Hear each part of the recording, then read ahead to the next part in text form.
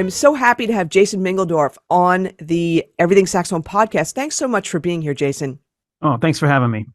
You know, it's really cool. So, I've gotten the Saxophone Journal in the past, and I remember seeing your articles, and I'm like, wow, this is awesome. And I'm so glad that you reached out. Your new album, Started, is awesome. There's Oh, such a great player, and there's such great. I'm sitting there, I'm bopping to those tunes, putting the stank face on with the funkiness and all that kind of thing. It's really, really good. So I appreciate you reaching out, and I definitely want to address your new album and so many things. But for the listeners who don't know you, let's go all the way back to the beginning. Let's talk about when you first started in music and when you first started to pick up, whether it was, whatever your first instrument was. It may not have been saxophone. well, I'm a child of the 80s. So Me too. back then, when we got MTV, every song had a sax solo on it, it seemed. Yes. And so when time came to pick your first instrument, I remember seeing, I think it was Man Eater or something, one of those songs. And I was like, I want to play that. So it was just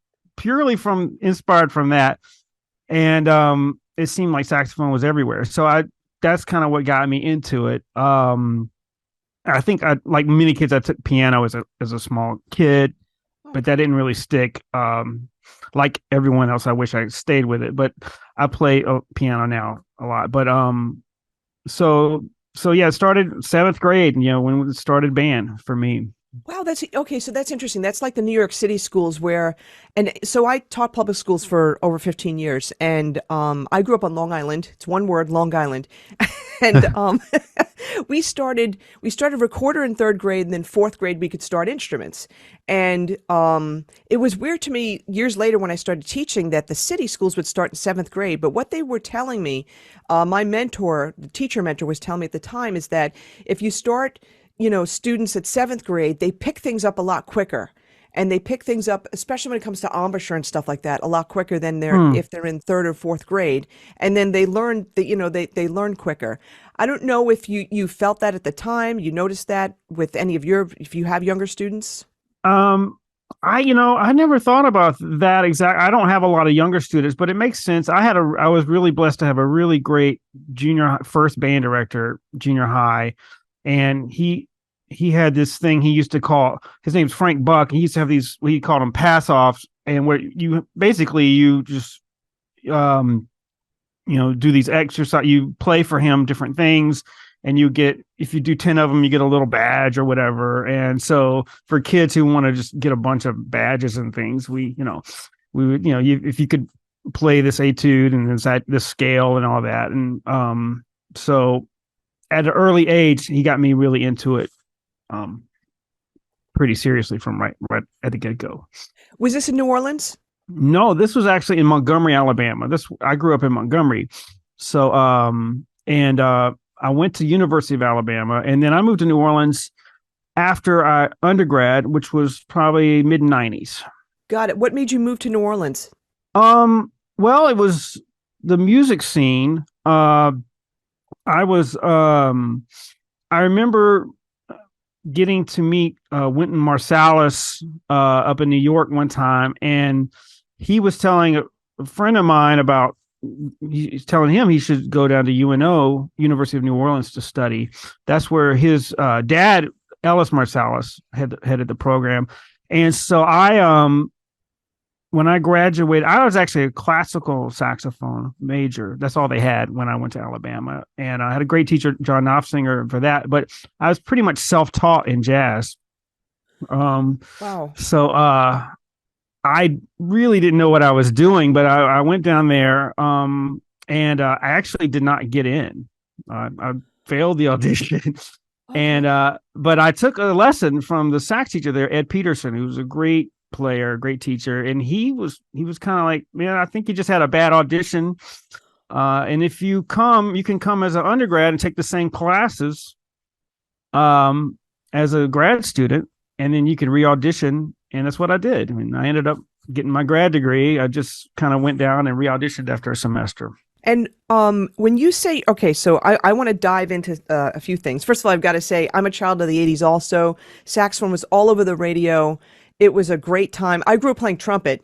And so there was a little trumpet too, because you had Chuck Mangione, you had Herb Albert, so Hmm. that was kind of cool, but it was never like as much as saxophone. And just growing up during those times, and for people that I teach that are older, them growing up in the 50s and 60s, hearing saxophone all the time, it's fun, it's inspiring, it's motivating. And you compare that to today where you don't hear it at all, on the mainstream channels. You go to your Yeah. local radio channels. I mean, now there's so many choices and stuff like that.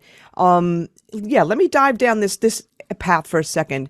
What are your thoughts when it comes to this? Because I'm thinking about kids growing up now, and a lot more playing guitar and rhythm section instruments because that's what they hear, right? But they're not picking up saxophone as much. I understand the influence of Kenny G, totally get it, right? But we don't hear it as much on the radio anymore. No, it's I get concerned. I mean, I don't think we hear as much guitar on the radio anymore. It's when's the last time you heard a guitar solo in a on the radio? So it's Yeah. things are changing. I think people they seem to always come back to the sax. It has such a personal quality to it.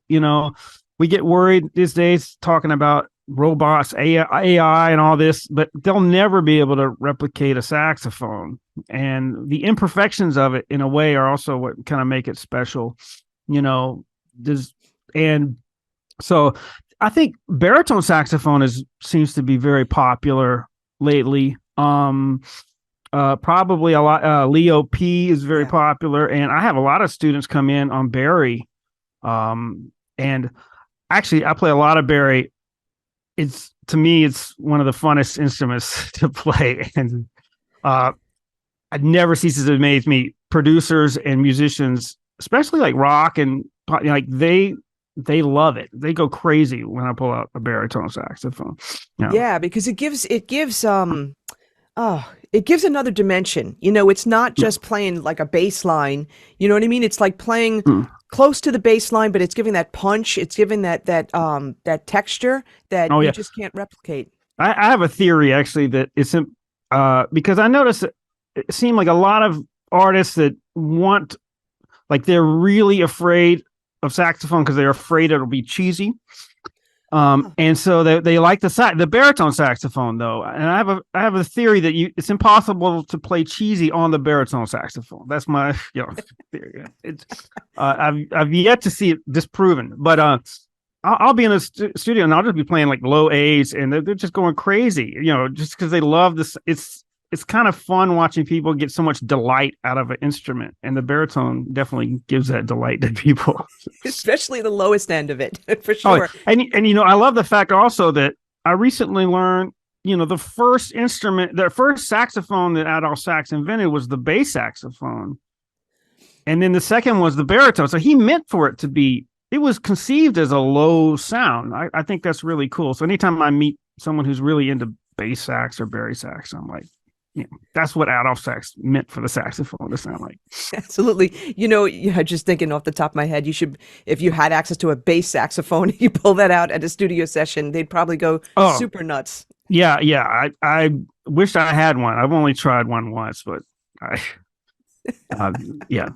Maybe I'm too lazy to carry that around too much. But. I think most people would be. I think I remember I interviewed Leo at the NAMM show. I don't know if it was 2019 or something like that, but he was at, I don't know if it was the Oleg booth or something. So he was just jamming.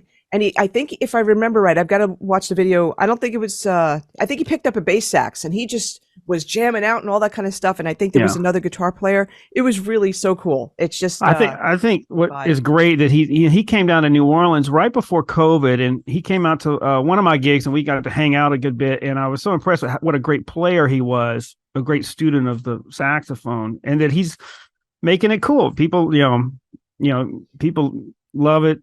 And, if that gets more people playing saxophone, I love it. Yeah, and he's got chops. He's got chops. He's great. He's a great player.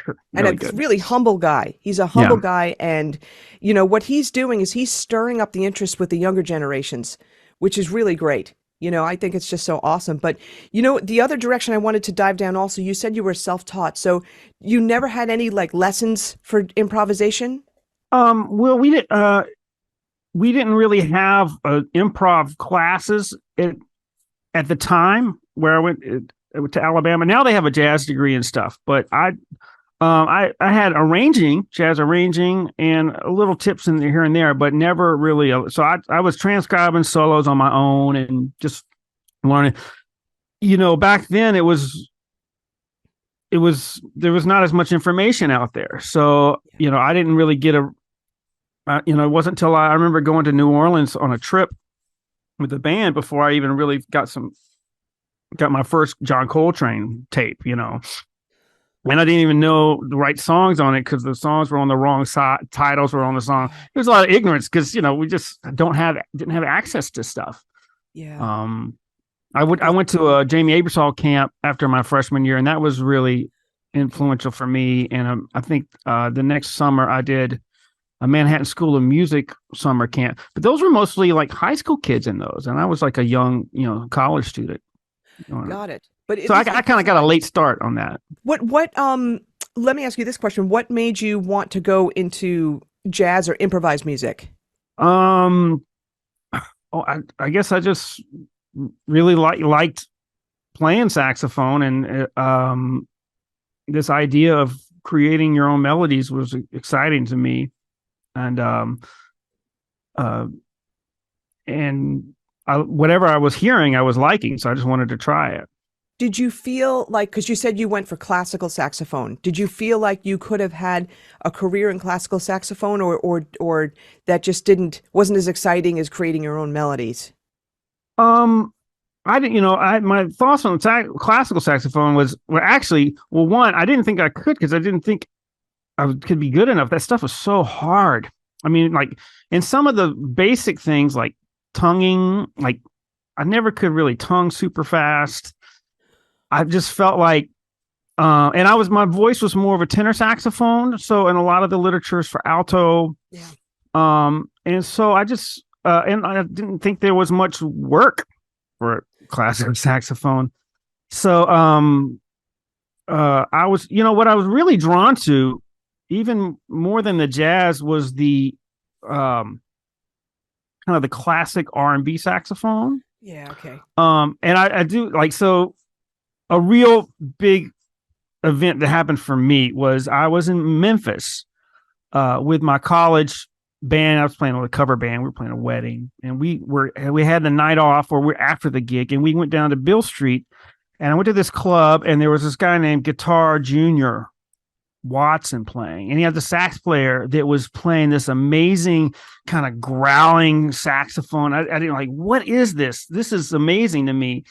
Because in school, the closest thing to kind of bluesy saxophone players they would talk about would be like maybe Gene Ammons or Stanley Turrentine, who I really liked. But he was playing some really raunchy sax, and I really loved it. And so his name was Gordon Beadle. I don't know if you know Sax Gordon. Yeah. So he went by the name Gordon Beadle, and he said, "Well, man, let me get your address." And I just met him, talked to him. I didn't, he didn't hear me play or anything.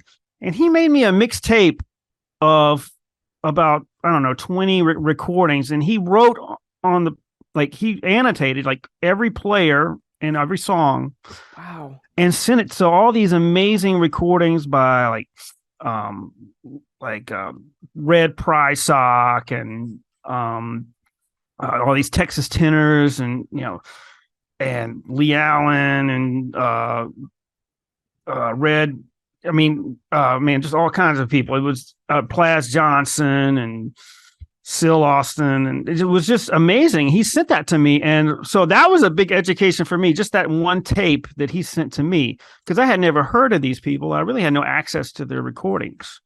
And so that really kind of got me into that sound. And that's actually, when I moved to New Orleans, a lot of that, there's a big history of that here. So so that was kind of a passion of mine. It's a little bit different than straight ahead jazz, but there's a big crossover there. you know. Yeah, for sure. So is it safe for me to say that Gordon Beadle or Sax Gordon would have been like, one of the most influential figures for you, for your life, for your Oh, career? that was huge. Yeah, that was a big one. And we're friends, but I don't ever get to see him. I've only probably seen him in person a couple times since then.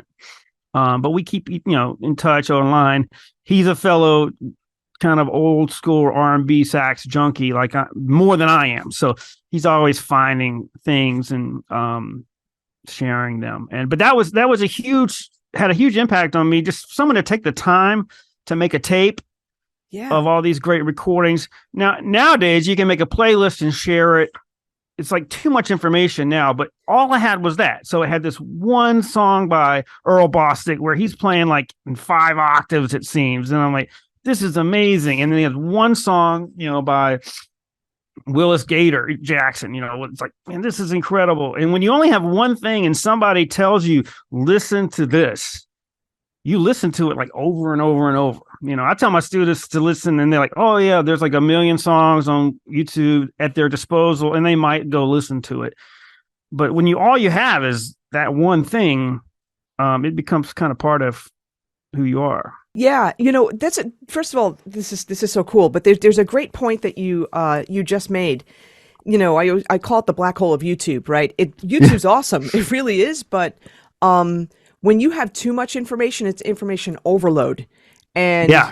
people, especially people that want to just get started, they don't know where to look, because it's too much stuff. And it's funny you mentioned cassette tapes and all that kind of thing, but just having the one thing to focus on, to concentrate on, I'm sure you got so much out of that, compared to someone saying, like, go on YouTube and just search like blues saxophone or something like that.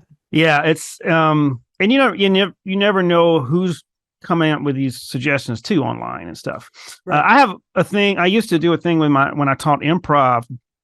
We about because I wanted each person to kind of check out an important album, but instead of checking out all, like say a list of 20 albums, like you should listen to all of these. The idea was like we're going to pick one and listen to that like 50 times, and I'm a firm believer that if you listen more to less, you will get more out of it rather than listen to a little bit of everything. So it's kind of like when I like to go to art galleries a lot. And I always find that if I see everything in the gallery, it's an enjoyable experience. But if I spend one time in front of one piece of art, just like 5 minutes or 10, I get something. I'll remember that experience. I'll get something out of it that I never would have gotten. I'll start to see things after a couple minutes that I never would have noticed. And I just like one piece, one work, and that might mean I miss other things, but the overall experience is. So I try to take that to listening too. If I just spend one time on one thing, if I really like it, if someone recommends it or something, that's way more valuable than saying I've listened to every recording by so and so. Let me ask this question. So Sax Gordon gives you that cassette tape, one thing to concentrate on, one thing to listen to. So did that teach you how to listen? Like, I know on your website, I'm going to say this now and I'll say it again, at the end, jasonmingledorff.com. We're going to have a link in the description, by the way, everybody. But you've got an educational part to that. You've got a blog and you've got things to download, and you talk about, things to listen, how to listen and stuff like that. So let's just dive into this for a second. But going back to bringing yourself back to your younger self, you get that tape, you start listening. How did you teach yourself how to listen, in order to get the most out of that tape? Well, to be honest, back then I was just listening to over and over. I didn't really know what to listen for. I think as time went on and I started to teach and have people ask me, what do I do? And I realized like, okay, I'm a saxophone player. I don't know if someone asked me exactly what the drummer was doing, with a ride cymbal. I'm like, man, I don't think I know on that song. So So I'm glad you saw that handout, because I love doing that. I usually I usually use Sandu. It's a really good, because it's not too long as an exercise to do it on. And I have we'll do it in a class, and we'll listen to it about 7 or 8 times in a row. And each time we listen to one thing, and I have a list of questions, and to kind of stoke your listening, and every time I do it, still to this day, I learned something, that I didn't like. If you spend the whole time listening to just the piano player, you're like, wow, you're going to be a better player overall, listener overall. You're like, man, they hit, it seems like they hit on the end of 4 almost every time, and not on the downbeat. That's like that. I never thought about that, that kind of like little things like that. And you can learn so much just from one great recording. I totally agree with you. And it reminds me of one of my mentors who had me listen to the Jimmy Smith version of Honky Tonk from the Primetime CD. Oh, Oh my God. That is, if you don't know what I'm talking about, find it. now, who plays sax on that recording? Oh my, there's 3 Sorry guys. to put you on. No, that's fine. I hate when this happens. It just escapes me. There were 3 guys, that played sax on there, and oh shoot. I hate when this happens. That's okay. We could always We're look it gonna- up. yeah. Yeah, but it's that's like a whole blues masterclass right there, because like, so Honky Tonk came out in like the early 60s on the Mhm. radio, which is awesome, and great version there. But in Jimmy Smith's version, and this is unfortunately, I think the album may be out of print, so you'd have to look on YouTube, but it's expanded. I mean, there's 5 choruses of sax solo. Of course, there's an organ solo, Jimmy Smith, right? The guitar solo, all that kind of thing. But the sax solos are just feeding off of each other, and they're using the initial recording from the 60s, a lot of the lines there, but they're expanding upon it. And it's not just the notes and the rhythms, it's the nuances, it's the attacks, it's the releases, it's the bends, it's the growls, it's the vibrato, it's all that stuff. That was, for me, like, that was a game changer, because I still hear it in my head. I did the same thing as you. I just listen to it, and I can listen to it now and I could find something different. Yeah. We kind of do the same thing, I think, when we're transcribing. I think that's one reason people push it so much, is because through the process of it, it's forcing you to listen to one thing over and over, and it kind of just gets in you. So as much as the art of like writing it out or learning it, or even having it become your part of your vocabulary, just having digested something like that over and over is, I think, good for you. Yeah, there's something, I have something called music learning theory certification. And the idea behind this, Dr. Edwin Gordon created this. He was a jazz bassist for Gene Krupa back in the 50s. And he, became a scholar, an educator, doctorate, all that kind of thing. He did extensive research into how we learn music.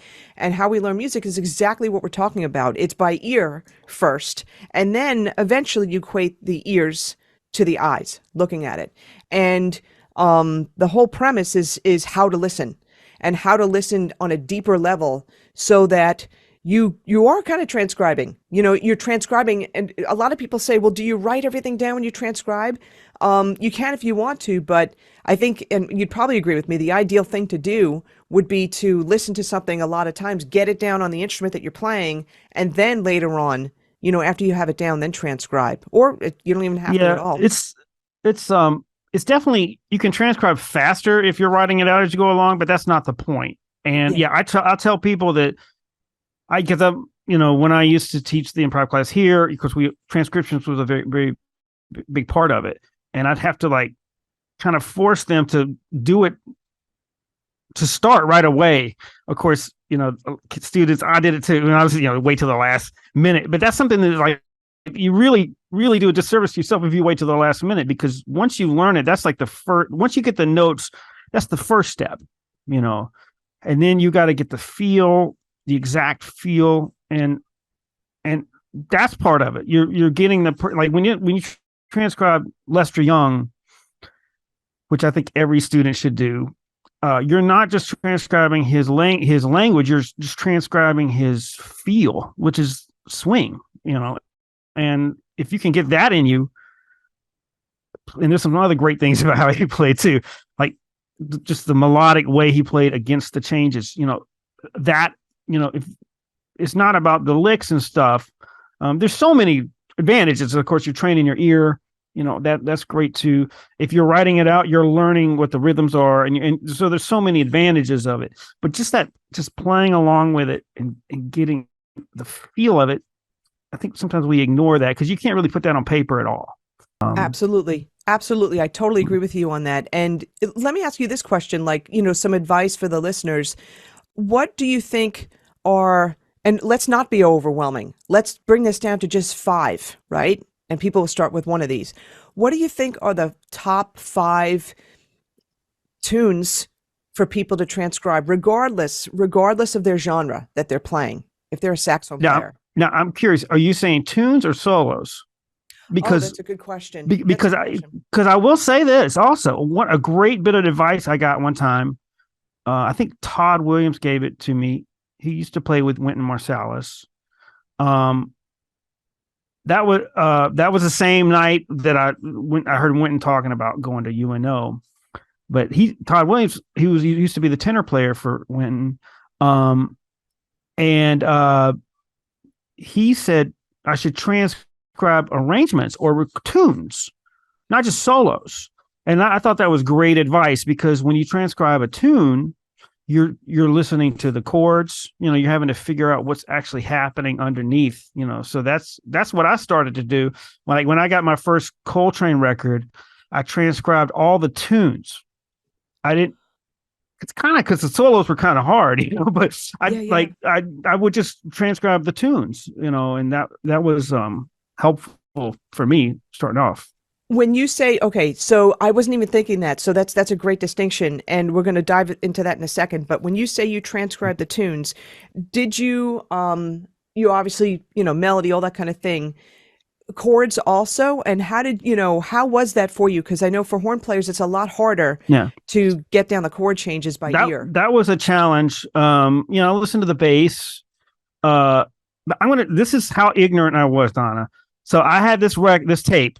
It was called Countdown, and I bought it because it had giant steps on it, which I heard was a big thing. I needed to get that, so I got this tape. It says Countdown, and the songs were on the wrong side. The song titles were on the wrong side, and I had nothing to really compare it to. I didn't know anybody who could tell me differently, so I transcribed these tunes. I took the time to write them out, but every song had the wrong title on it. Okay. So I thought Sheeta Song Flute was called Cousin Mary. I thought I'll Wait and Pray was called Giant Steps. I didn't even know that was that ignorant. Now kids from Alabama are not that ignorant as I was, but these days. But I was that, But I loved it. I was so into the music, and then later I found out, oh man, I'm an idiot. It's like totally wrong. But I tell you what, that album's great because it's all the alternate takes of Giant Steps. So for me, those versions are the versions that kind of speak to me. Like he plays Giant Steps a little bit differently, and now for a long time I'd hear people play Giant Steps. I'm like, man, that's kind of weird. Is that kind of wrong or something? Because I'm used to the alternate take. Because that was one of your biggest experiences, right? And you spent so much time with that, and it's not, please, it's not ignorance or anything like that. Back in those times, we had cassette tapes, CDs were starting to come out. That's all. I had two tapes I bought when this trip to New Orleans. I Kenny G Live, because that was a huge at the time, and this Countdown album.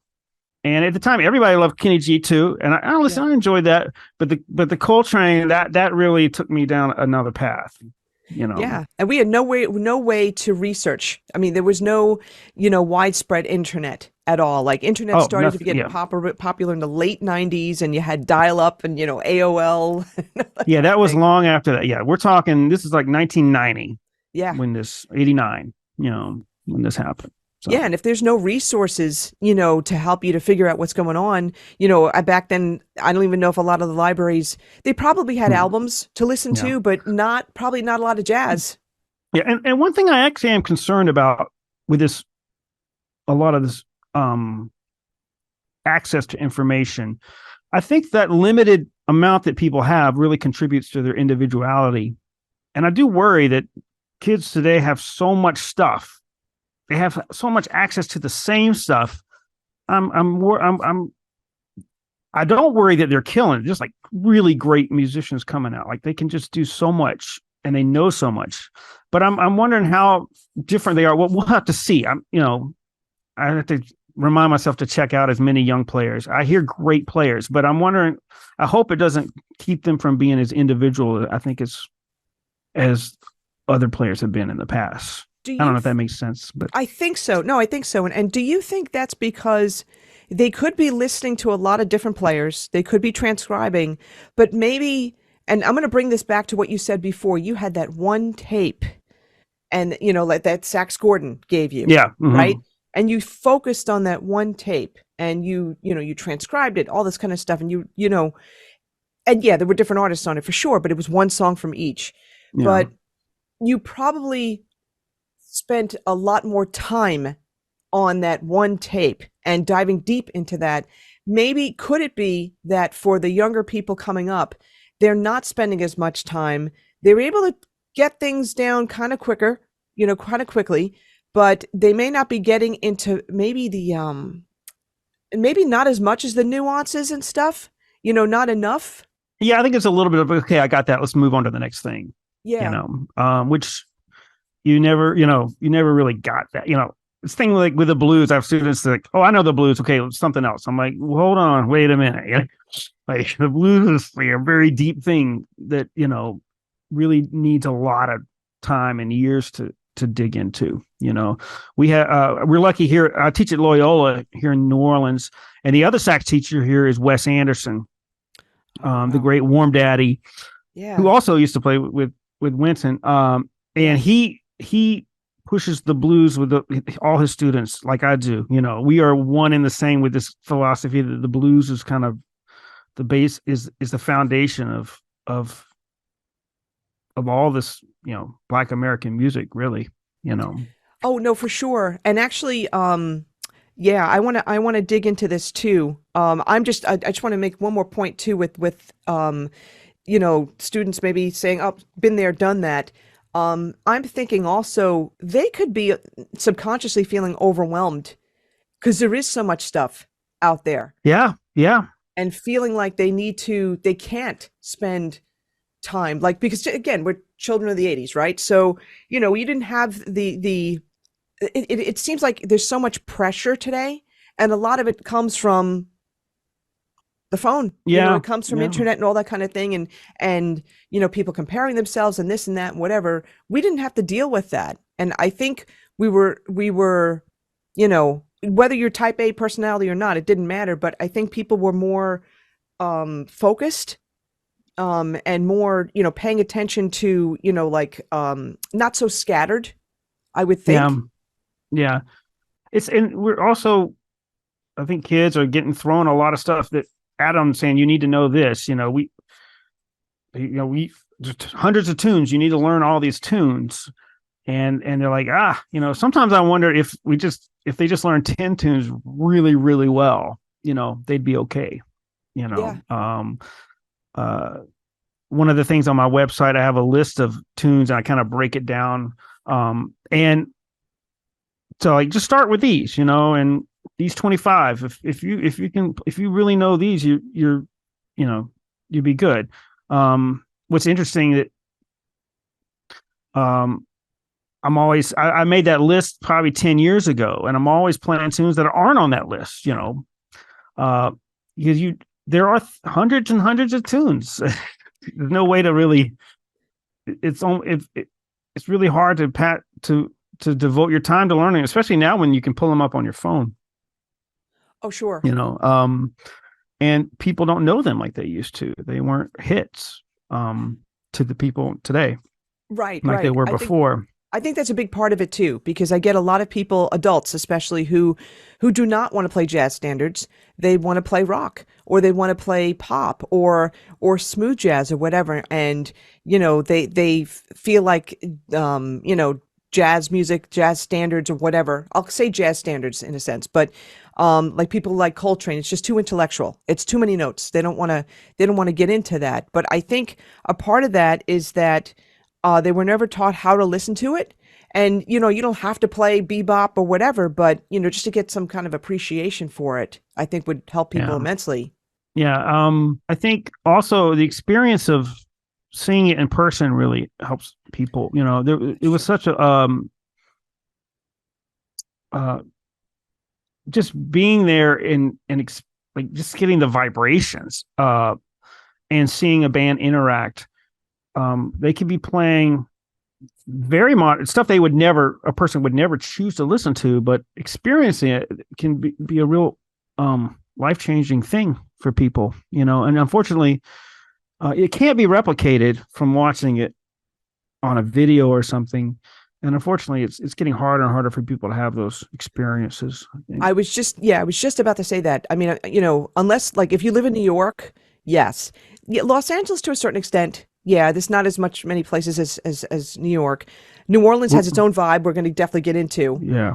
We're lucky here. Yeah, we have a lot of music, a lot of culture and all that kind of thing. I think that but yeah, it goes back to one of the first things that we were talking about, where people, like on the radio, you heard saxophone all the time, and you don't now, and people don't know what they don't know. They don't know what to listen to, or what to look for. But let me ask you this question. I'm sorry, go ahead. Oh, I was going to touch on that. It's kind of like, I think about like saxophonists from an older generation, and they're like, oh, you got to know this solo, you got to know that, you got to know this tune. Everyone knows this, and they could sing it to you.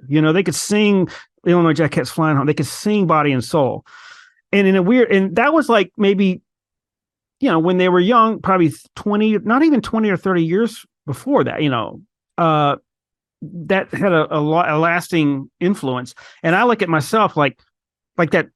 I mentioned Maneater or whatever, totally not that, but I could totally sing that solo. If you play, if I play the gig, you got to play that solo. And like it goes like this. Everyone knows it. And we have that kind of even in our past, but the generation before had that about all those standards. They knew those standards on the radio. They could sing them.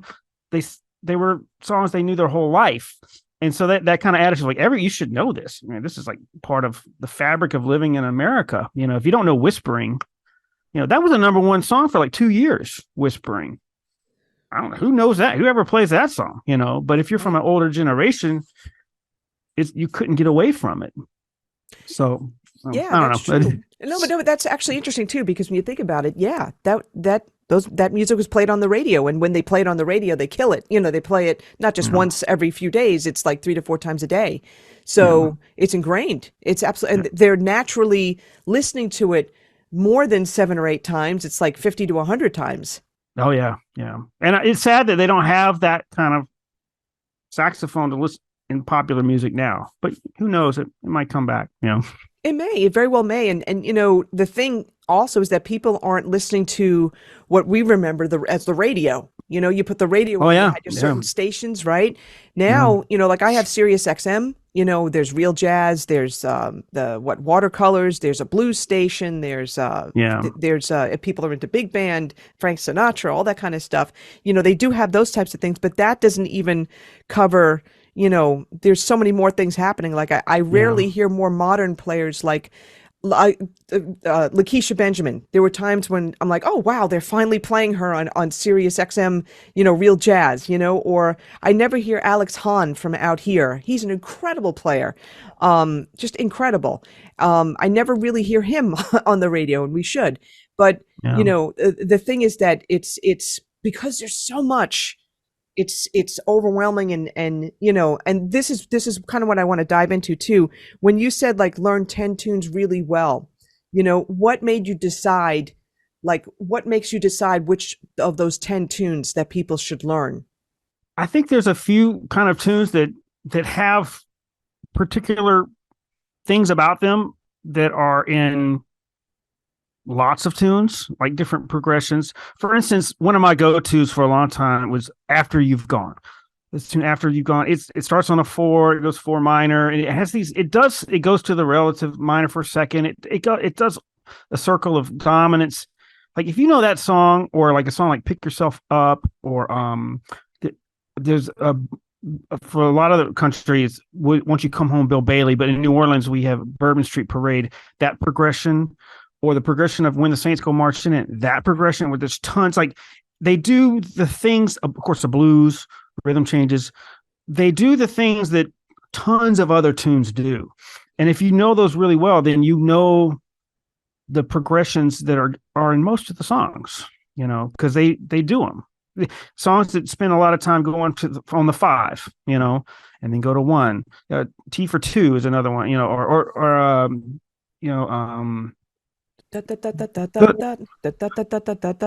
can't I remember the name? Oh yeah, the Little Suede Shoes. That's it. Yeah. There's so many songs that have similar things, and if you learn like those kind of handful of tunes that do that, you're in a really good position to play a lot of the other ones. A lot of those other standards, I think the way you really know them is you listen to them, listen to vocal versions, learn to sing them. That's how you really learn those whole standards. Absolutely. Absolutely, for sure. And, talking about like tunes and I'm going to say forms as well. So you mentioned this before, I want to dive into it, blues, you and Wes Anderson, especially Wes, blues is the foundation, and can you talk about like some of the things that you teach your students? Because this is going to help a lot of people that listen to the podcast are self-taught, just like you were and stuff. And so they're not sure, or, they've been playing for like 10, 15 years and they still are unsure what to do, when it comes to improvisation. Well, the blues is such a fundamental thing. One of my main mentors in New Orleans is a guy named Eric Traub. He passed away a few years ago. He used to play with like Maynard Ferguson back in the 70s, like he's amazing, soulful saxophone player. And he used to tell me, he's like, it's all blues. It's all blues. And I didn't understand exactly what he meant.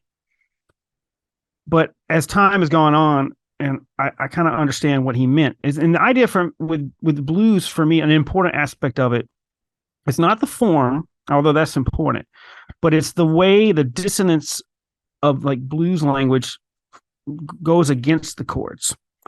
And so that's something I'm really big on. I'm not really big on like outlining the chords over a blues. If you want to learn outlining chords, you do it over another tune, whatever. But for me, it's the dissonance in certain ways that the blues scales, what we call blues scales, are based off pentatonics, work against the chords. And there's actually, we all know about the blues scale, which is like 1 flat 3 4 sharp 4 5 flat 7.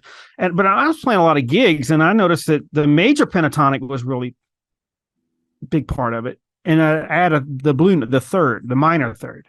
Right. So 1 2 flat 3 3 5 6. I used to just call it a major pentatonic with a blue note. None of my little jazz books said anything about that or whatever, but it seemed to work on all the songs, especially the rock and roll songs. There's a book by Dan Greenblatt. Have you heard of this book, The Blues Scales? I don't think so. Oh, it's incredible. It's really great. It's called The Blues Scales. It's by Dan Greenblatt. It's on Share Music. And he talks about this. He approaches it just like I was doing it on gigs and stuff, where you use the major blues, which is the major pentatonic with that blue note. He calls it major blues. I'm like, oh man, why didn't I? That's a great name for it, major blues. I don't think people were calling it that, but some people call it the soul scale. But it's basically the major pentatonic with a blue note. You use that on all the 1 chords, and you use the minor blues, which we call the blues scale, over any other chord. And with my students, we talk about that dissonance that is created by that, and it's an incredibly beautiful dissonance. So, like on a 5 chord, for instance, say you're in C major, and the 5 chord's G7, and you're playing a C blues scale, minor blues scale. It's got an F sharp in it. That's about the worst note you could play over G7 is F sharp, but we hear it all the time in blues songs. It's, you know, it's a very important. I think it's in Sandu. I mean, it's like tons of songs. That flat 5 of the key, and it's the major 7 of a chord. That's an amount of dissonance that most people can't. If you tell them that, like, no, that's just too out. But we have accepted it as a sound over the blues, and to me, that's a really important part. And it's that going against the chords in a melodic way. I think that's what I think Eric was kind of trying to tell me. And that's how Lester Young plays. He plays against the chords sometimes, but it's melodic in a bluesy way. And so to me, just the language of the blues and also the rhythm of how it's used. You know, if you notice when people kind of use those blue notes, they stretch the time a little bit. They put inflection on it. It's not just about the notes. Once again, it's the things you can't really put on paper. Yeah. Like we all have the Omni book, right? The hardest parts in the Omni book are all those little blues licks that he kind of goes out of time, you know, to me. Yeah. I mean, it's not also the fast double time runs. Those are hard too, but it's the ones that he kind of plays with the time and plays a bluesy lick. That's the one, like, you can't just read that. You have to listen to it and learn off the record. And that's the good part. You know, that's the reason Bird touched so many people, you know, because of that stuff. He's a blues player, you know? Yes. So when I used to teach improv, we'd spend a lot of time on blues. And I think some of my students were like, come on, you know, I got this, you know, but if I felt like they need to really dig a little deeper, we did not go past it. And unfortunately, I see a lot of books on jazz and stuff, and they don't even talk about blues until later. I think they're afraid that kids are just going to play a blues scale and not know forms and stuff.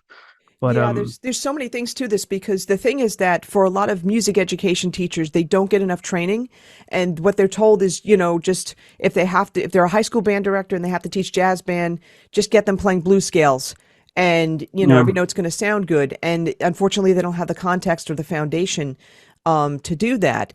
You know what I mean? To make it. Oh yeah, yeah. To go further than that. Yeah, it is. It's a lot harder because this approach that Dan Greenblatt uses in his book, where you have 2 different scales, so you have to know where you are in the form the whole time. So it's a lot harder, but it's a really great approach to learning the blues. You know? I do think though it's important to understand the form and understand the chords.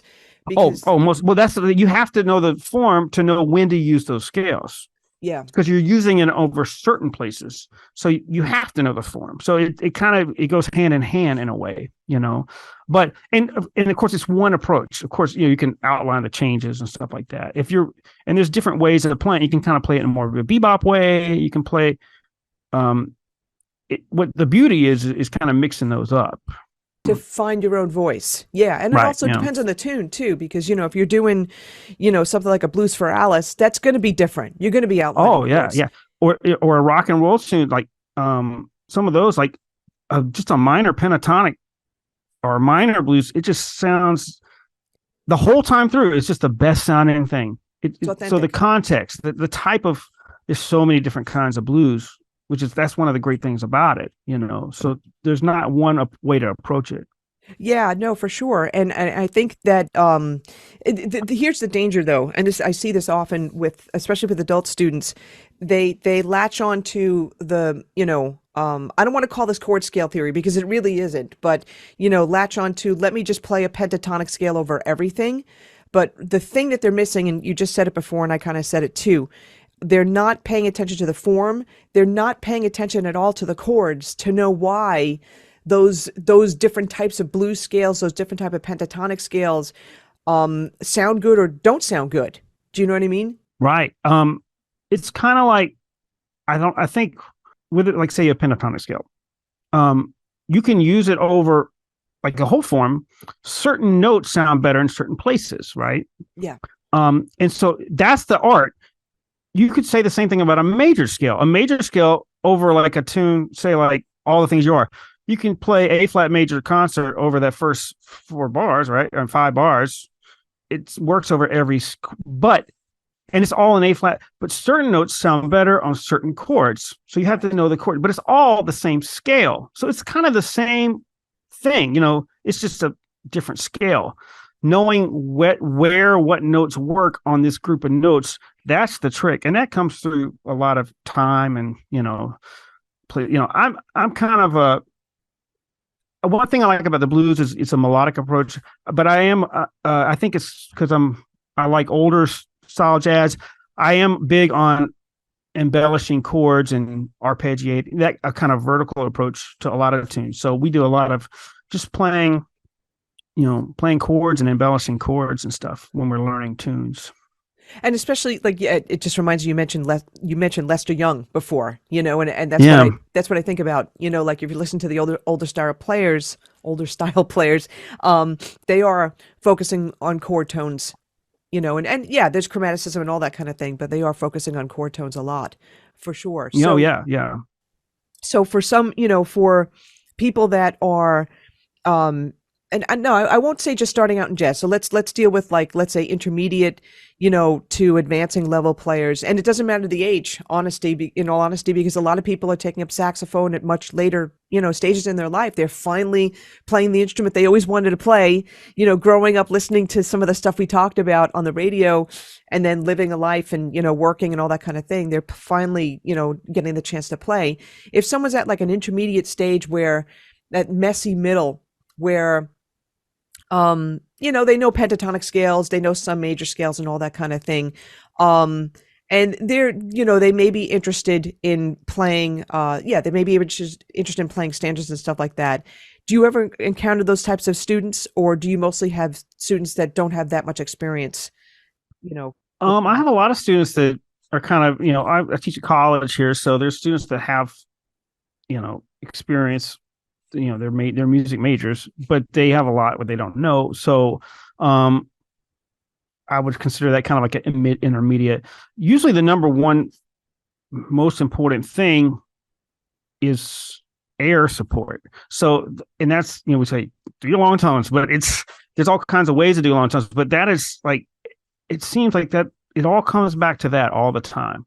Because that's what enables you to do all these things, to have control over your sound and to have that air support. So a lot of, I've seen when someone doesn't have a great tone, I'm like, if they just do long tones every day, it's amazing how much better their sound is after a while.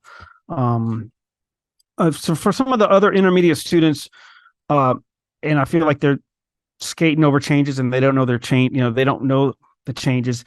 Like not simple arpeggiation, but interesting arpeggiation is important. So, like, we always think arpeggiate da da da da do do do do do do do do, but right. You could start on any chord tone. You could go any direction, and all of a sudden, I have a student who thinks they know the changes. I'm like, okay, just start on the 3 and go down 3 1 7 5 of every chord, Right. And they're like they're like or even more importantly, if you do 3 5, let's say they do 5 3 1 7. If they do it over since most chords move in fifths, they realize that the next note it comes right after the last one. Like, and so it's like, wow, this all like their mind is like, whoa, this is, they're having fun and it's a challenge, it's not just 1 3 5 7 1 3 5 7. And so you can creatively arpeggiate all day long and not get bored. That we have a tradition in New Orleans. The clarinet player plays the obligato lines. So I'll play a lot of those traditional jazz gigs, and you're just arpeggiating, but nobody wants to hear boring arpeggiation. So there's, they might go ba ba boop beep boop beep bo dee boop da do do do do do, introducing rhythm and different shapes just over. I think, I'm trying to, but just you could just do that over tunes and not ever play a non-chord tone. Or if you do, it's just like an upper or lower neighbor or something. Maybe have a passing chromaticism or something, but just play chord tones. And it's you can go a long way with that, because once you get to non-chord tones, you kind of have to know more. You got to know what the function of the chord is and where it's going and all that, because it's not just particular, it could be a flat 9 or 9 depending on, all that kind of, you kind of have to know more. But you could, if you're just outlining the chord, it's right there. There's no guessing. Yeah, for sure. And do you think that, and again, this is like the main theme I'm thinking about, is that growing up in different generations and what was available at the time. And I'm wondering if, we've talked a little bit about, younger players today, how they're monster players, but you said you were worried about them not being original. I'm wondering if some of that may have to do with not being, I call it being a kid in this, a child in the sandbox, a kid in the sandbox, just exploring. You just have the sandbox, and what can you do with just being in a sandbox as it compared to you've got all these toys, Yeah. overwhelmed with toys, and you play with one, you get bored with it. You play with another, you get bored with it. Do you know where I'm coming at with this? Like Yeah, people not being able to be I will creative? say that I worry. I don't want to sound like old person saying these kids, because there are so my students are like extremely creative. Like creativity is part of us as human beings. So it might be a different outlets than we're used to, but part of me worries, but part of me is kind of excited because they're going to maybe do things in a different way than I'm used to. But I think the creativity will be there. I do worry, like I have kids and they spend a lot of time passively entertained watching YouTube videos, shorts, and all that kind of stuff. And I can't help but think that like they're not exercising their creativity, Yeah. and because I find like whenever they go on like electronics, when they can't use restriction or whatever, all of a sudden they're drawing, they're tinkering around on the piano, that kind of stuff.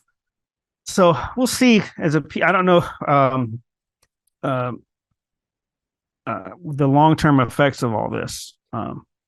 But Yeah, it's going to I be. know that they have there's got to be, they're going to be an outlet for it somehow, Yeah, I think, and I'm going to go into this next topic that I wanted to hit as well, because I think, like New Orleans style playing is to me just so creative. The grooves and you were just talking before about like traditional style, even just a clarinet obligato parts, just creatively coming up with different ways. It's like being a drummer in a sense of, creatively coming up with ways to keep that groove going, but with a clarinet Mm-hmm. player, different ways of arpeggiating and stuff like that.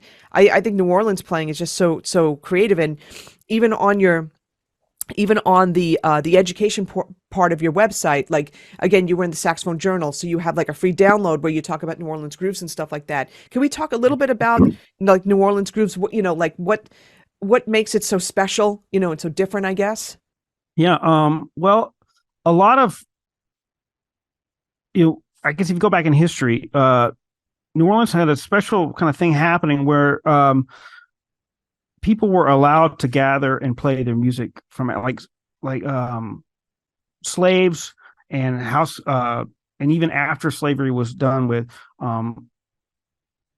the citizens, especially African Americans, they were able to get together and once a week in this place called Congo Square, and there are actually areas all around town they were able to do it. Congo Square kind of became a main one later, but they were able to play the rhythms from Africa, rhythms from their culture. And other parts of the South, they were not allowed that. You would not let people get together. And so that it just kind of permeated through New Orleans. There was also a strong tradition of European music here, the Creole culture here. And so the mix of that together had a big impact on the music here. We have a tradition called second line where they have for funerals. A lot of the people, they didn't have the means to have a funeral. And so we had these social and aid and pleasure clubs, which a neighborhood basically, or a club would put together money and use it for parties, or for if anyone died in the club, they'd have a funeral for them. And they would hire a brass band. And we have a tradition where you've probably heard of the jazz funeral. It's like a slow dirge, and then after they lower the body, they have a joyous song, usually a hymn of some type, and and there's a group. The family that travels to the graves. That's the first line, and the second line are all the people coming along for the parade. So that's where the name comes from, and so this and this is a part of the Black culture of New Orleans, where this comes from, and it has grown. And so these brass bands, which of course brass band is a tradition in Europe, Mexico actually, it was a big influence in New Orleans, the brass bands. but it became a really important part of our music scene. And the grooves they were actually playing had a Caribbean influence to it. So there's a syncopation there that's really important part of it. And so we have, like, you call it the second line beat. There's actually a number of variations on it. There's funky kind of second lines, and there's distinctive things about it. It's kind of reminiscent of a cube, like the dun dun dun. It's like the kind of low diddly, that like the three side of the clave. So that's kind of a part of it. We have something called the big four, where like beat four of every other measure is like really big.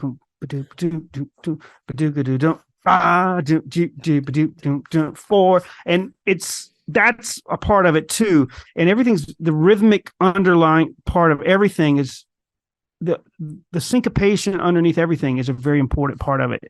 And you just got to dance to it. It's kind of funky. I mean, and it's like, this is music from 120 years ago, turn of the century, it was funky, kind of groove, cowbell, like really funky cowbell and stuff. And that's the second line, and it's a big part of all of our music. And it's a little bit different than what we think of as like Dixieland or traditional jazz. It's a New Orleans thing. That second line groove is a big part of that. Yeah, it's like I've played a few funerals out here in Los Angeles, and people like celebration of life, where and I remember when I moved to New Orleans, it was the first time I started having to learn tunes out of a hymnal. Like for gigs. I mean, I had them in church growing up, but like, we got a gig, we got to play just a little while to stay here. Well, that's not in any of my real books. Where am I going to find it? Oh, it's in a hymnal.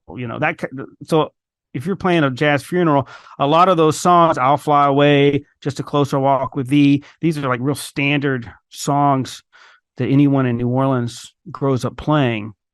They're gospel tunes, so that comes out of that jazz tradition. And those tunes have a thing about them too.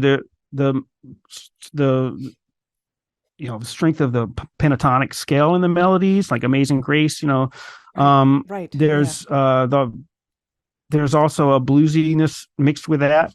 So it's something that's kind of unique to New Orleans traditional jazz. But that second line groove, it's used in funk here, like bands like the Meters, and it kind of permeates. It's the kind of thing that makes it different. When you hear a New Orleans drummer, you can tell.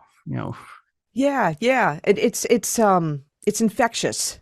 Yeah, and we in that Caribbean kind of influence, the straight eights has influence also on early rock and roll.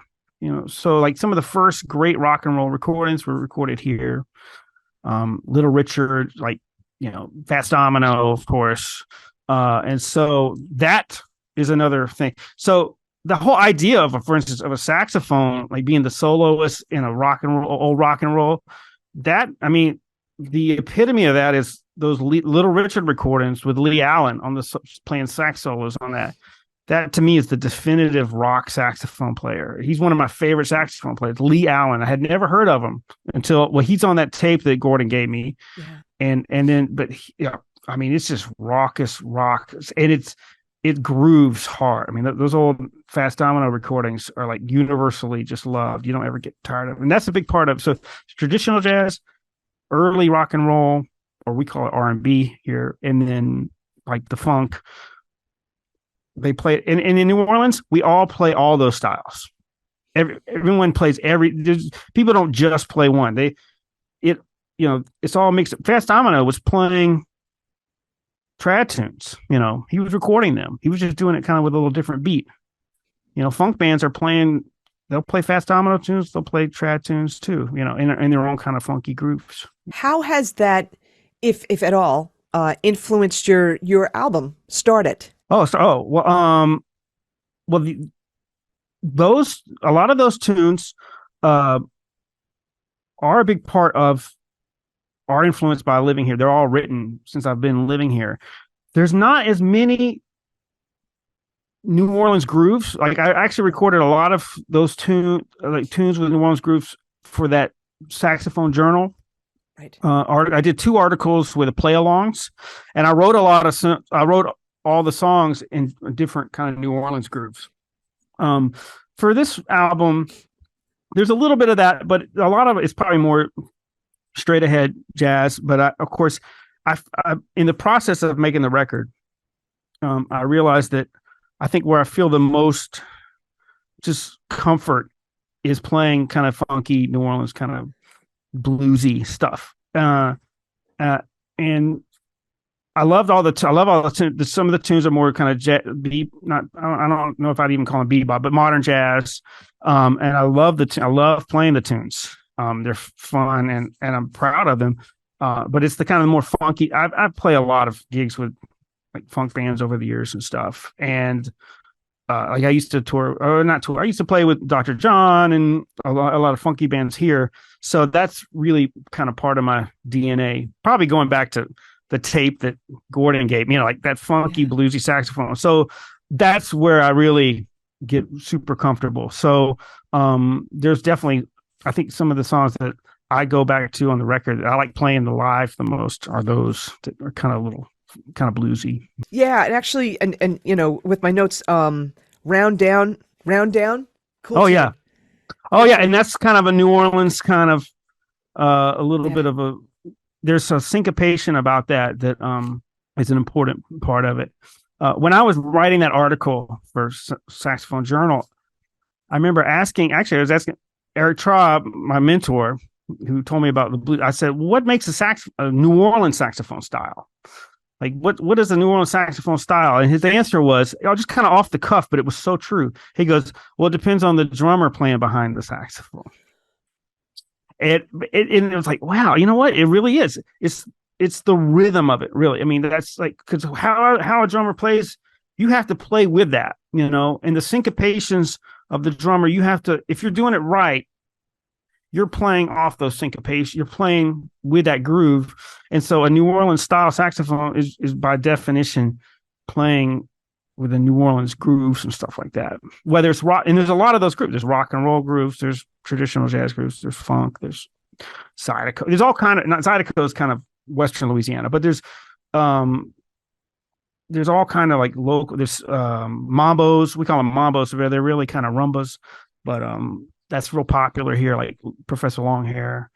So there's all kind of New Orleans grooves that kind of, that's what a New Orleans saxophone is playing the rhythm of New Orleans. Letting the groove drive your, letting the groove influence you, drive your decisions for, like rhythmic and stuff like that. Yeah. For sure. So did you write all the songs on the album? Yeah, except for I made a version of a Katy Perry song last Friday night, which one reason I did that is because I if you can't tell by now, I sometimes get a little contrarian view against jazz snobs, even though I just put out a jazz album. But I know a lot of people complain about modern pop and they say it's too simple. Like the melody is just 3 notes, and they denigrate something because of that. And then I'm like, well, wait a minute, like some of our favorite songs are simple, or the song's only got 3 chords. What a boring song. I'm like, I mean, come on, So What had 2, chords. I mean, like what? How do you? And so this song, for instance. This is a very simple melody, da, da, da, da, da, da, da, da, da, da. And I remember it reminded me of that song by Carlos Jobim, August to Marcho, the Water of March, Rains of March. I don't know how it translates, but it's a very similar melody, and that's a beloved song. And now that song is poetry. I mean, it's an amazing song, August to Marcho, and but it was a very similar melody. So I kind of did a mashup of that with this. It's probably sacrilegious of me, but whatever. But because it kind of fit, it's kind of the similar melody. So I did that kind of groove, and I put the chord change of that a little bit over the Katy Perry song. So that's on there too. But the rest of the songs are all mine. You know, that's really cool. And when you think about it, like, so what, right? You're right. There's only two chords, impressions, right? Same thing. Yeah. So the thing is that what a lot of people have difficulty with is there's only two chords. What do you do? You know? Oh yeah, that's exactly that. Well, and that's I think a problem. It's easy to teach what not to do. Like, for instance, a lot of jazz educators, they'll see a simple progression, and the easiest thing to teach is like, oh, here's some substitutions you can put over this. The Coltrane change, all kinds of things you can just put on it. If it's a 5 chord we can't have just a 5 chord. We'll turn it into a 2/5, or whatever. Like, they can't handle long expanses, or if it's just 4 chords, 4 measures of 1. Oh no, we got to turn that into like 1/6-5 or 1, or whatever. That's easy to teach, like changing. But what's really hard is like, let's play something really interesting over 4 measures of 1 chord. Like, that's real improvisation. That's the real trick. Well, what do I do? Well, there's all kinds of things you can do. It's a lot easier just to play 8 chords in that, time. And you might impress some people, but a lot of people are like, what is that? It's a bunch of notes. It doesn't, And that's the thing. Yeah, it's not. And it's funny because people think, oh, well, rock, like you just said it before, rock music, it's easy to play. But, when you don't have 7th chords in there, when it's not authentic to put in substitutions or to put in tritone subs or whatever, you have to get creative. You have to get creative. Oh, yeah. Melodic. Yeah, one thing I like, for instance, when you're playing, say, in a more jazz setting, that major 7 is a beautiful note to play. And it's kind of like an easy note to play, in a way, like it's automatically going to sound nice, or the 9. But when you're playing rock or whatever, you can't play that note, or even the 9 might sound weird. So you've got less material to work with. So now you have a real challenge. What am I going to do with that? And so it's a different way of thinking, but the first thing you got to do is make it sound really, really good, So if it doesn't sound good, then nothing's going to happen. But if it sounds really good, man, well, then actually you can just play that one note because it sounds really good. And that one note, yeah, I'm just going to keep playing this one note because it sounds so good. That's what the masters worked on, being able to do that. So, like, if I'm playing on a gig, if I want to play one note, if it sounds really good, like to me, or why do anything else? Yeah. Why do? And so that's kind of what if you can really play, a really good sound, you don't have to play a bunch of different notes, and that part. So that's kind of always been my philosophy. Partly because I couldn't play a lot of notes. I mean, I couldn't play fast, for a long time. I'm still trying to figure out how to play fast. But I realized once I accepted the fact that, oh, wait a minute, the listener, they want to hear something simple too. That's what they connect to. So why don't I try to do that? I remember I had a really kind of transformational experience one time. I was on a gig at the beach, and it was with a blues band, and there was a drummer. I was rooming with this drummer, this old guy. He used to play with, I think, Ike and Tina Turner back in the day. His name was Beaver DeMilo. This guy, real character. Well, we were stuck. It was pouring down rain. We were stuck, so we were listening. He was barbecuing in the room, and we were listening to stuff. And he puts on a recording, and it's a recording of Candy Dolfer. Okay, right, this is a long time ago. This is before she was doing anything with, like, because she was doing stuff with Prince and Maceo. This is after her first thing. And I remember, I guess I was already, I probably have a problem with jazz knobs because I used to be one, probably, because I remember I was like, but that's, he's like, listen to this. And I'm like, yeah, it's, it's kind of smooth, kind of jazz. And he said something like, man, it's like, if you can't reach a person who doesn't know anything about me, like a lot of musicians, they think, oh, well, the audience are ignorant. They don't know what I'm doing is really interesting. But if you can't reach a person that knows nothing about music, then how can you really call yourself a master musician? So that really hit me. Like, so the idea is like, and I don't like, your goal should be to reach people that have no idea what jazz is, that you're playing some a cool chord. They're just ignorant, whatever, like I was, but if you can reach them without using tricks, I've never like all the, circular breathe, the tricks and all that stuff.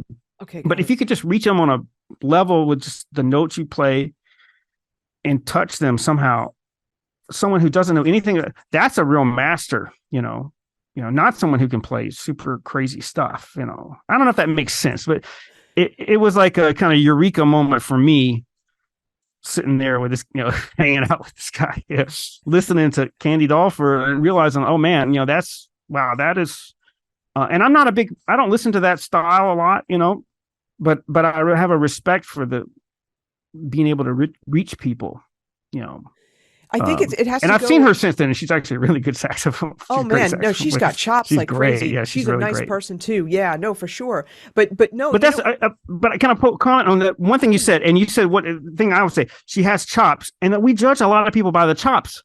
But what my eureka thing was that it wasn't about the chops. It was a different kind of chops. It was musicality chops. That is what's important. And unfortunately, we don't judge people on that a lot because we're like more like trying to prove what we can do and all this kind of stuff. And it's a little more subtle. I think older players kind of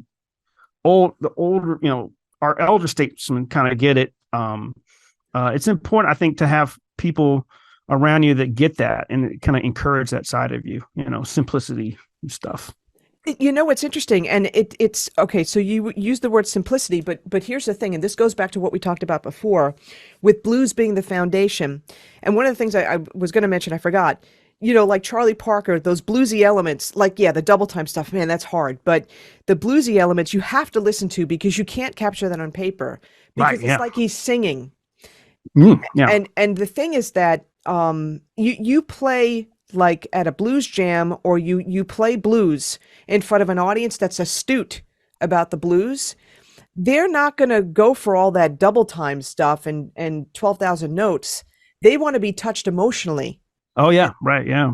That's one of the things that, I've learned since coming out here to Los Angeles and, playing with people like Bobby Spencer, who was, part of the Chitlin circuit, and part of the Oakland scene and stuff like that, or talking to, although she's younger, Vanessa Collier, who, is from Berkeley and stuff, but she's like a blues player, you talk to, you listen to some of the old blues players, like, oh gosh, I saw him in Pasadena. He passed away shortly after that.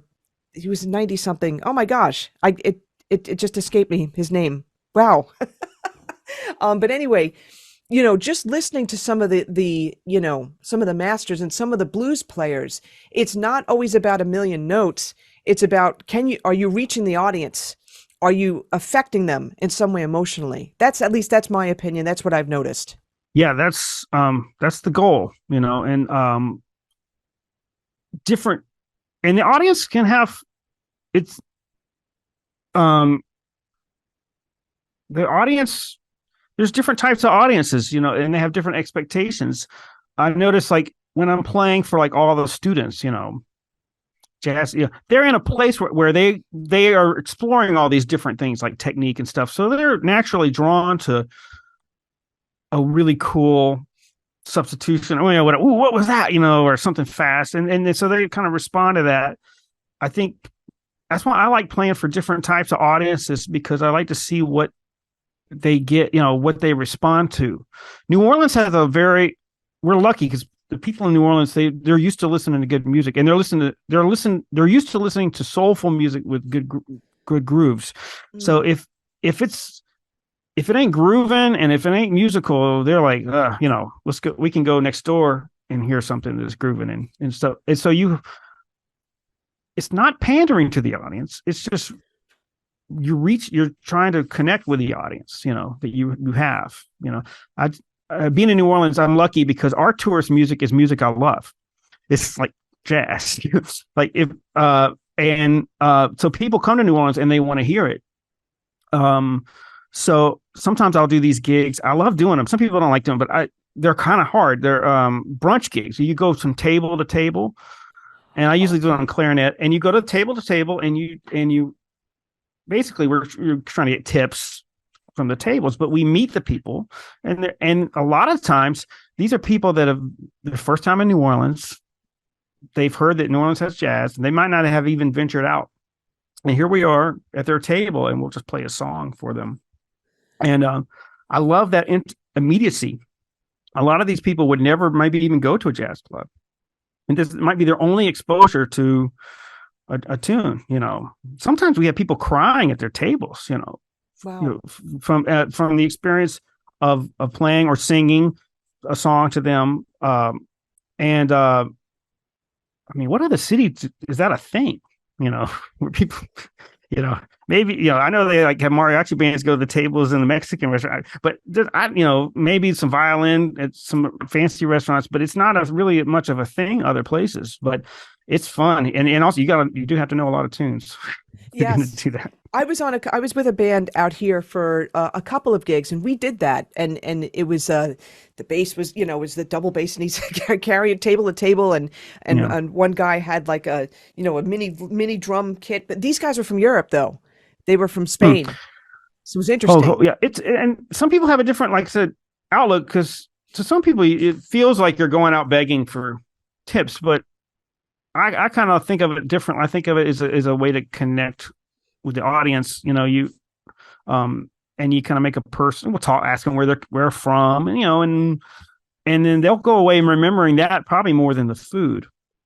Yeah. So that kind of I like that. I like playing like weddings where people who a lot of these people they never go to. This is the only time they're going to see a live band. If you think about it. Like a lot of people, unfortunately, they don't get the experience of live music. So thank goodness they didn't get a DJ. So they have a real band. I mean, a band I'm playing for the most important night of their life. Yeah. And so first of all, it's an honor to be. And I tell students when they just I got this wedding gig, I'm like, or even friends, I'm like, I mean, those can be beautiful. And like you get a bunch of people that you can see how ecstatic they are. Maybe it's because they're drunk, but they're like just having the time of their life because they don't experience live music, And we're playing a bunch of covers, things they know, but if you're playing it well, they're loving it. They're like, this is the greatest thing in the world. You've seen all these people that they're kind of let out of their shells, Yeah. And it affects them.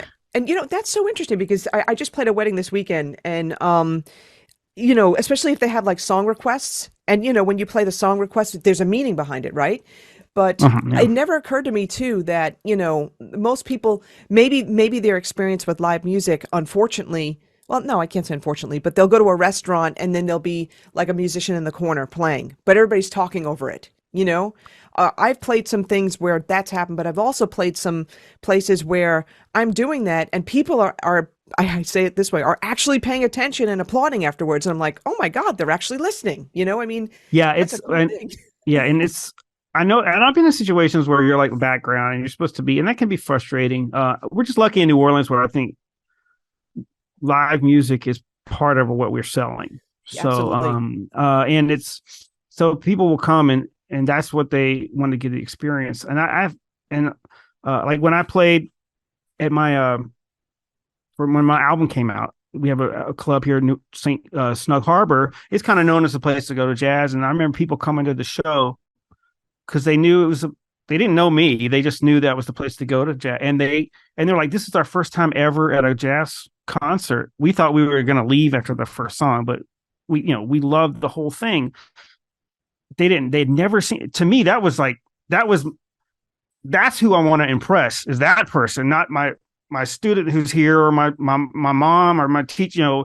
It's like that, to me, that person who had no idea about jazz and they had fun and they enjoyed it. That's like, okay, good. That's a win for me, Yeah. And you may have inspired them to either go to another show or pick up an album, or explore music they never heard before or never would have thought of hearing before. And speaking of music and speaking of your album, so, where, you talked about Snug Harbor, you played there. Are you touring? I'm not really touring. I did play a festival in Hawaii with my music, and that was really wonderful. Yeah, I used to tour all the time. And with my kids at a certain the age they are now, I'm not touring as much. So, but I am starting to book some things. Like I have a few things coming up with my group, and I'm going to try to do some little regional things. And if Makes sense.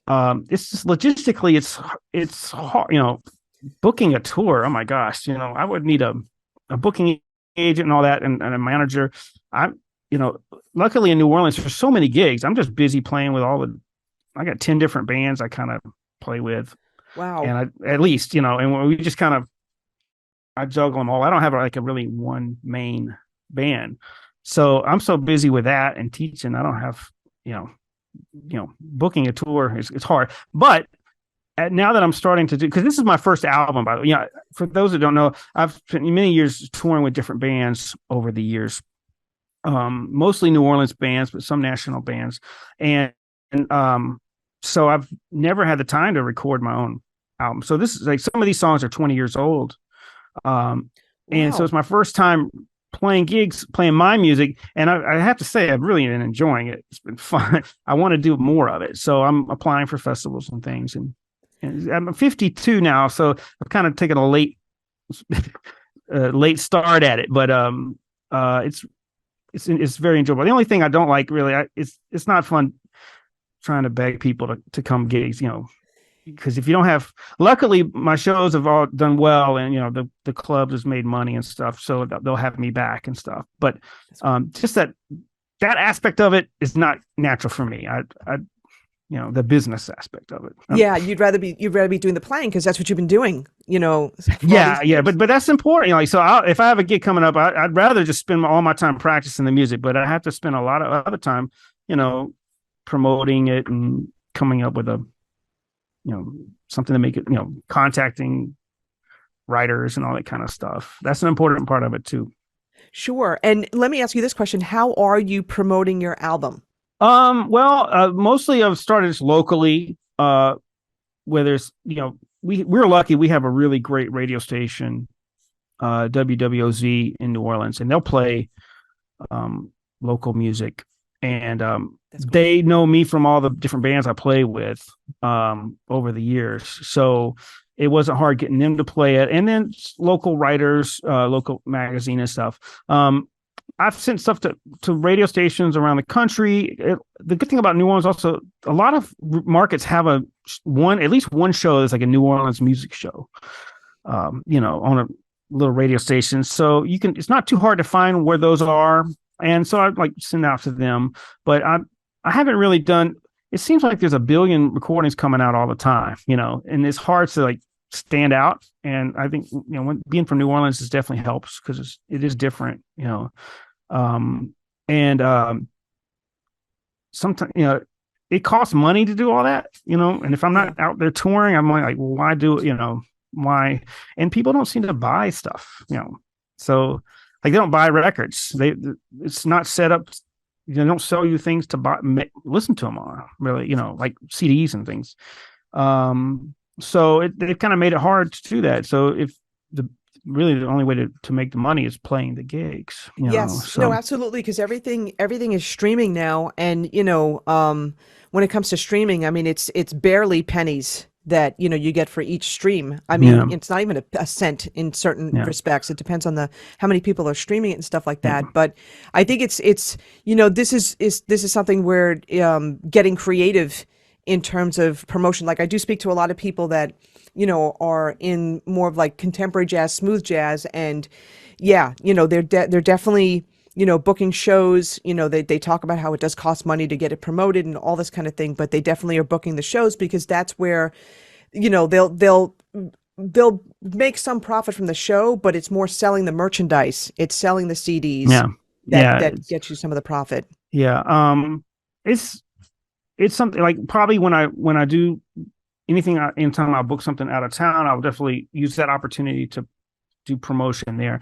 But to be honest, like, I don't want to just do my stuff because I really love doing all the variety gigs because I do a lot of reading gigs. I play with a symphony. I play with a couple of big bands.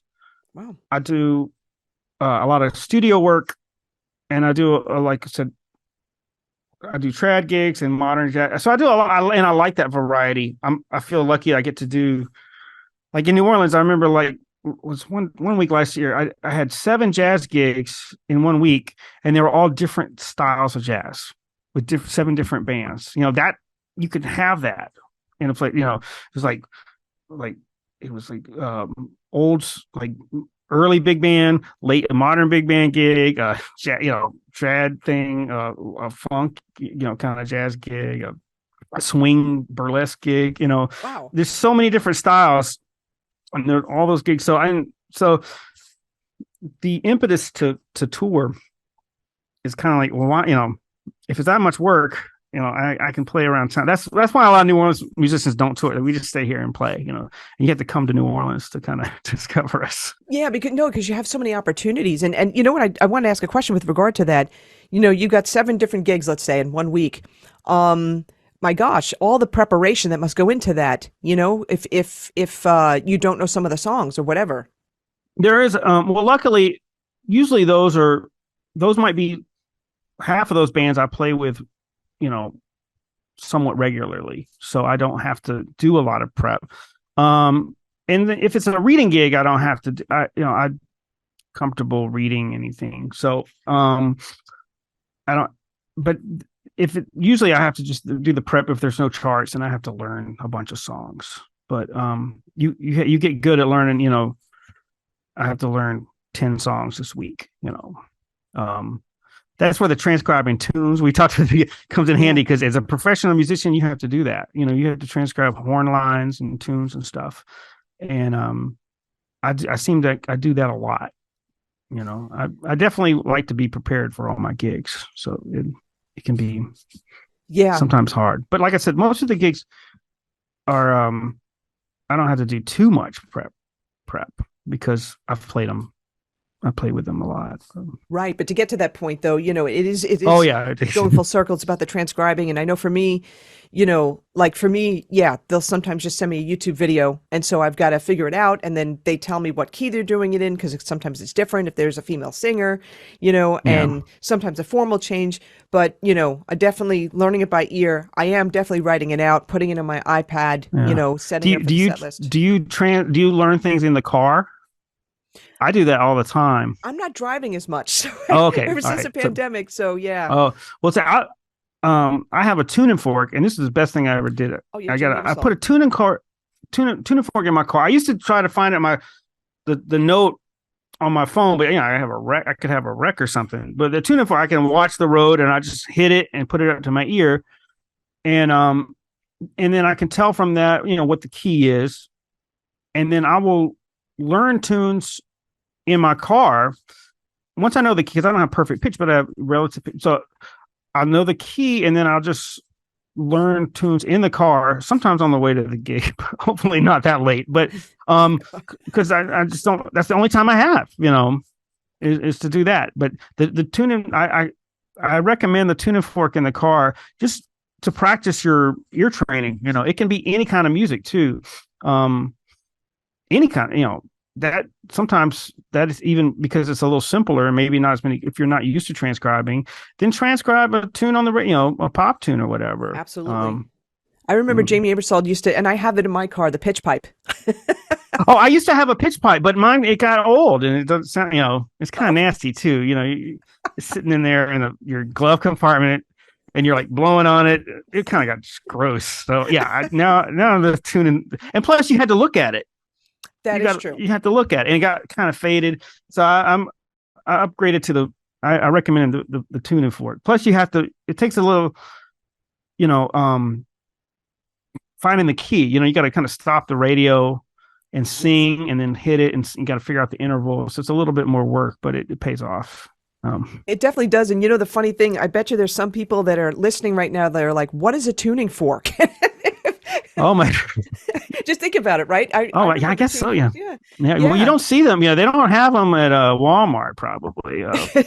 No, unless they're purple or something like that. But tuning fork is essentially, you get them. It's pitched in one. It's one note.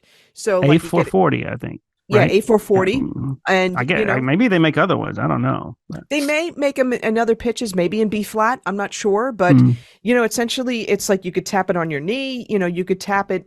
You just basically like tap it against something, and it rings, it vibrates, and you put it close to your ear so yeah. you could hear that pitch.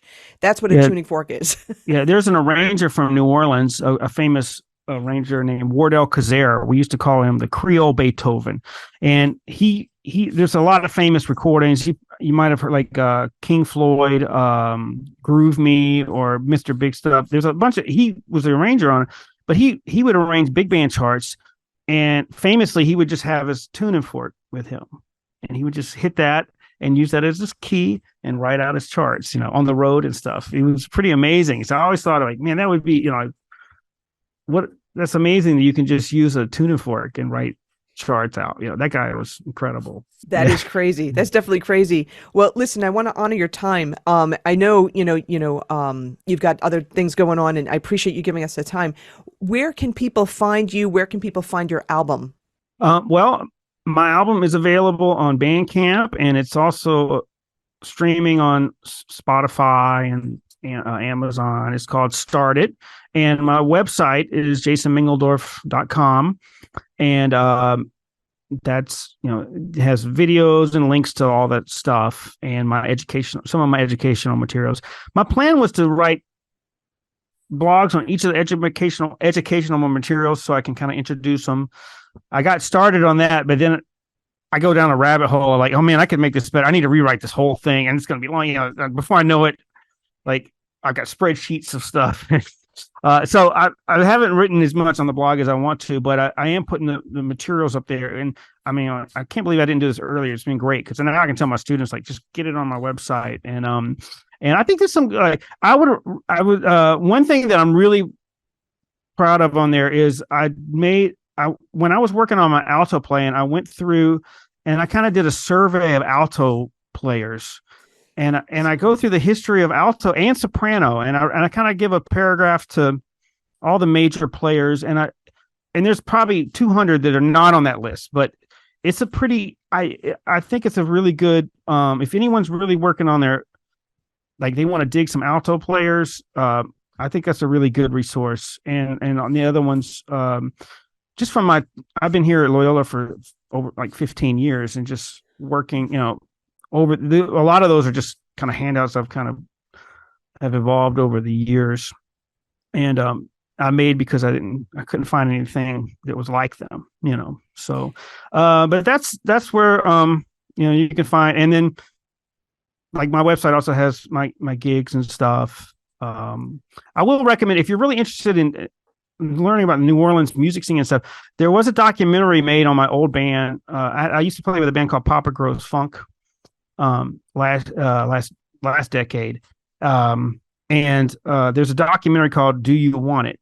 I think it's on Amazon, and U is just the letter U, and it's about us as a band. It's kind of about our breakup too, but it's more about New Orleans as a music scene and what it's like for bands from New Orleans, and the struggle I was talking about. You go on the road, but you can also easily just stay home in New Orleans. So that is kind of a part of it. And it's great. It's also, you learn a lot about the tradition of New Orleans funk and stuff in that documentary. It's really, it's honored to be a part of it. That was a great band. That's really We broke cool. up in 2013. Oh, wow. Okay. Got it. Yeah. So Do You Want It is the name of the documentary, and it may be on Amazon? Yeah, I'm pretty sure it's on Amazon. Yeah. Great. And on your website, are there links to your socials? Like, are you on Facebook? Are you on Instagram? Yeah. I'm on Instagram, Facebook, and I usually posting whatever observations I have of the day on Facebook. And I love interacting with different educators and players on Facebook and Instagram. Twitter, I've kind of gotten off of Twitter. I'm on it, but I don't really. I can't even remember my password. It's been that long. Okay. I think it's now officially called X, formerly Twitter. It's never going to be X. It's always going to be X, formerly Twitter. Yeah. That they should have just kept the name. I don't know, but yeah, you can find me. And yeah, please find me on there. I love interacting with other, especially other saxophonists.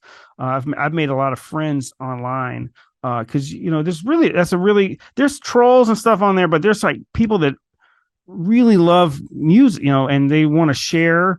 And I've been amazed at some of the people that I like look up to, and I'm a fan of, and I actually have a conversation with online. Yeah. Through social media. I mean, it's amazing in a way. You never how would some of these, they come on and they'll share some of their wisdom or their frustrations or whatever. So that's the aspect of it that's beautiful. There's a lot of negative things on but focusing on the positives, that's something I really like about the community. Yeah, and going like full circle in a way, we didn't have this kind of stuff, growing up in the 80s and all that kind of thing. And that is something that is really great to have access to, just not going down the black hole of it, but, just having the ability to reach people, and to also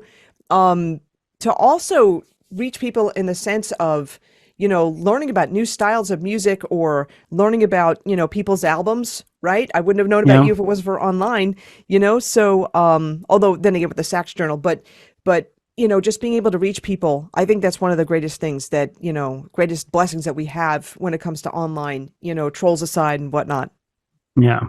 Yeah. For sure. But listen, Jason, thank you so much for your time. This was awesome. Oh, thank you so much. It was really a pleasure getting to talk about saxophone and music. I could go on forever. Thanks. Thanks for putting this podcast, by the way. I really enjoy it, listening to it. I learn a lot every time I hear it. Thank you. I appreciate that so much.